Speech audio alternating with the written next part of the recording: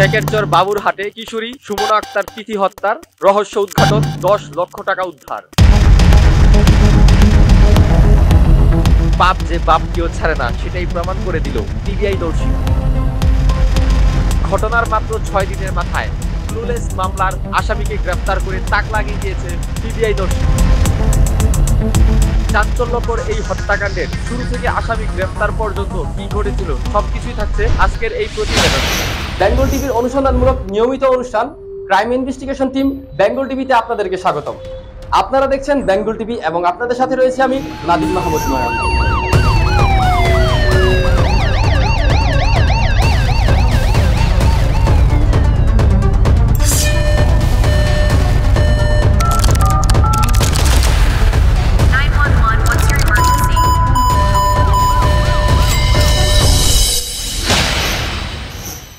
ঘটনার সূত্রপাত গত 27 জানুয়ারি সোমবার রাত 7টা থেকে রাত 11টার মধ্যে।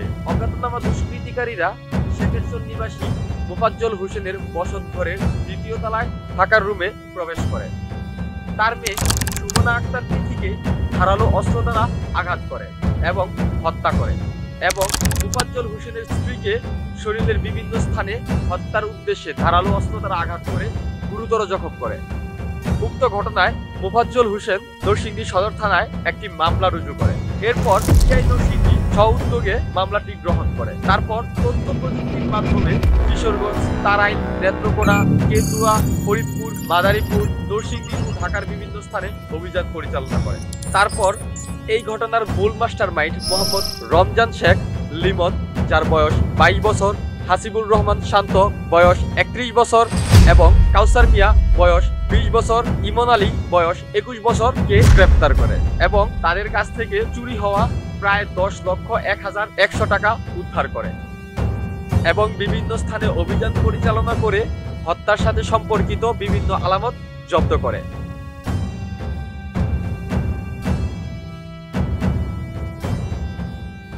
এবং তাদেরকে অনেক জিজ্ঞাসাবাদের একটা পর্যায়ে তারা স্বীকার করে যে টাকার জন্যই তারা এটা করেছে। টাকা পাওয়ার পরে তারা দ্রুত ঘটনাস্থল ত্যাগ করে। তারা 164 ডিটেলস বর্ণনা দিয়েছে। একটা পর্যায়ে তাদের কথা দেখানোর মতো এবং তাদের দেওয়া তথ্য মতে আমরা ফরিদপুর থেকে 10,01,100 টাকা উদ্ধার করি এবং তাদেরকে নরসিংদীতে এনে জিজ্ঞাসাবাদের একটা পর্যায়ে তারা আরো 2 জন আসামির কথা বলে। একজন হচ্ছে কাউসার, একজন হচ্ছে ইমন।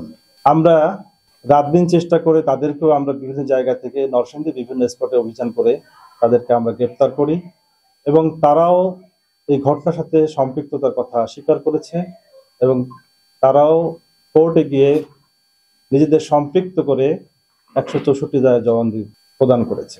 আমরা এই ঘটনার আলামত হিসেবে যেমন টাকা পেয়েছি, পাশাপাশি হাতুড়ি পেয়েছি, যে হাতুড়ি দিয়ে তিথিকে হত্যা করা হয়, তিথির মাকে গুরুতর আহত করা হয়।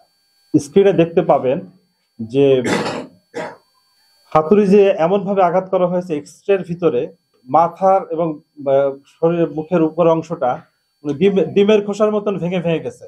এখানে এখানে এখানে এখানে এত বেশি আঘাত করা হয়েছে।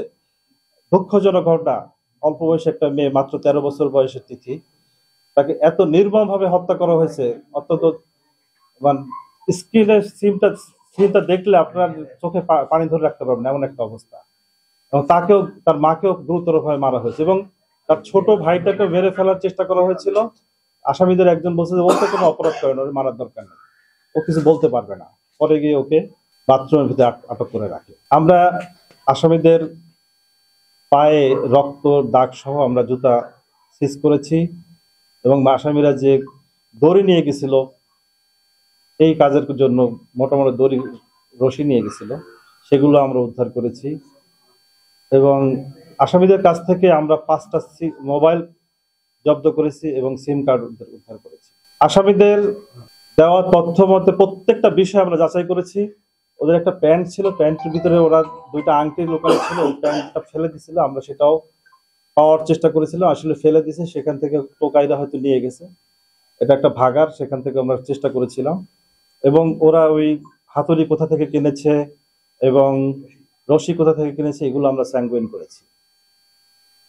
তো আমরা বলতে চাই পিবিআই আধুনিক তথ্য নির্ভর, প্রযুক্তি নির্ভর আধুনিক একটা প্রতিষ্ঠান। পিবিআই নরসিংদীর সকল আপামর জনতার পাশে আছে। To find out the truth is our motto. অপরাধী যেই হোক না কেন তাদের আমরা ছাড় দিব না, তাদেরকে অবশ্যই আইনের আওতায় আনার জন্য আমরা বদ্ধপরিকর। আসামিদের সর্বোচ্চ শাস্তি নিশ্চিতের জন্য পিবিআই কার্যালয়ের সামনে মানববন্ধন করেন নিহতের স্বজন ও এলাকাবাসী।